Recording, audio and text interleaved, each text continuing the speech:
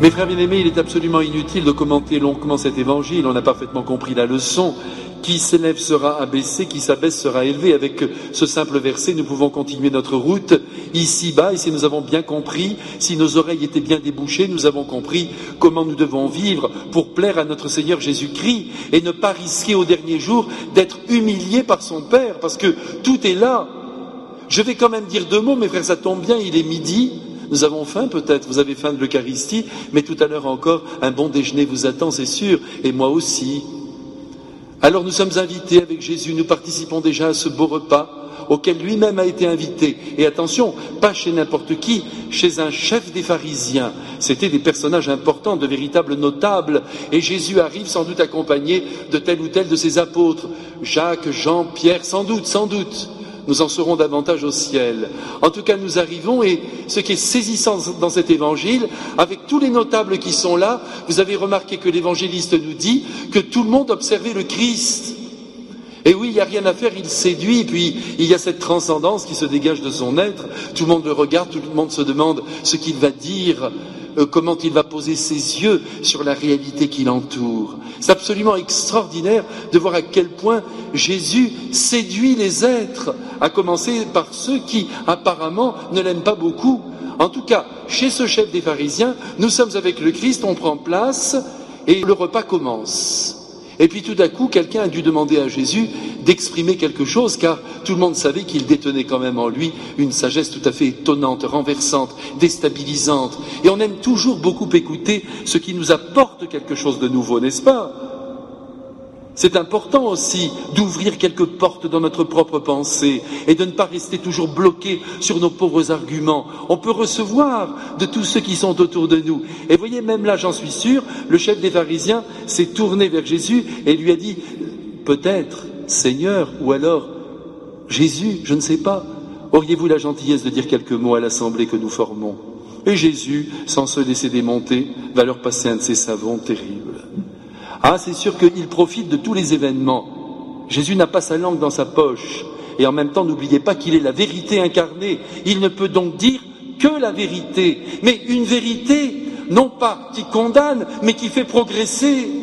Nous, notre problème, c'est que, à chaque fois que nous sortons nos arguments, qui pourtant sont au service de la vérité, c'est pour fustiger, pour anathémiser les gens.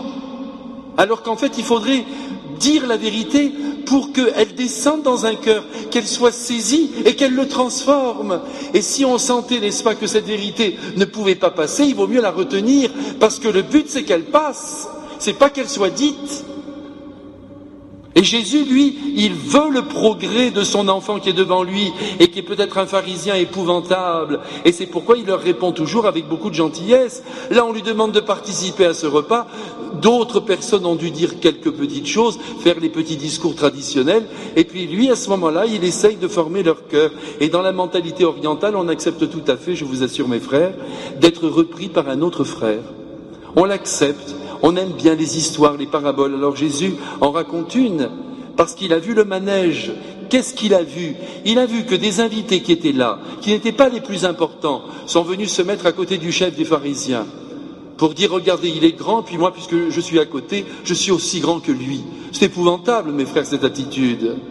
On s'approche pour faire croire à l'entourage que l'on est important parce qu'on connaît quelqu'un d'important. Jésus dit, faites attention, parce que cette place qui était à côté du chef des pharisiens, ce n'était pas une place pour vous. Donc vous allez vous faire rétrograder jusqu'à la dernière place, et là vous serez humilié devant tout le monde. Vous voyez comme il est pratique, notre Seigneur. Il dit, attention, si tu gonfles le torse, on va te le dégonfler. C'est pas beau un homme orgueilleux, je veux des enfants humbles, des enfants qui restent à leur place. Alors quelquefois, mes frères, vous savez, dans cette attitude que nous épousons, il faut bien le dire, nous nous approchons des gens importants, nous imaginons être quelque chose parce qu'on est à côté d'eux, il y a comme une recherche de reconnaissance. Alors bon, c'est pas gravissime. Voyez, Jésus dit attention, faites attention, reprenez-vous, vous vous élevez, je vais vous abaisser. Mais enfin, il ne condamne pas, il dit faites un progrès. Eh bien, nous aussi, regardons un peu notre attitude, comment nous faisons avec les personnes que nous rencontrons. Est-ce qu'on veut toujours être devant ? On passe devant les autres, même dans les queues qui sont devant nos magasins, ou au cinéma, ou je ne sais où, si vous y allez encore. On est là, on veut toujours avoir un droit de passage. Nous les premiers, nous les premiers. Oh non, ça va pas, mes frères bien-aimés. Restons à notre place humblement. D'ailleurs, vous remarquerez qu'il y a toujours des personnes très humbles qui ne demandent rien et qui attendent leur tour. Et dès qu'on n'attend pas son tour, c'est qu'on est orgueilleux, c'est qu'on s'imagine avoir des droits. Et c'est cela qui est terrible, mes frères bien-aimés. C'est que celui qui veut s'approcher du chef de la synagogue, il s'imagine qu'il est important, donc il a un regard sur lui qui est mauvais.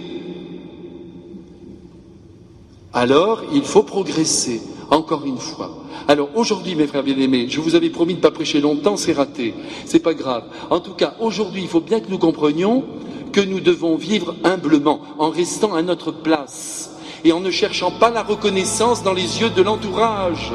Ce qui compte, c'est que Dieu nous estime.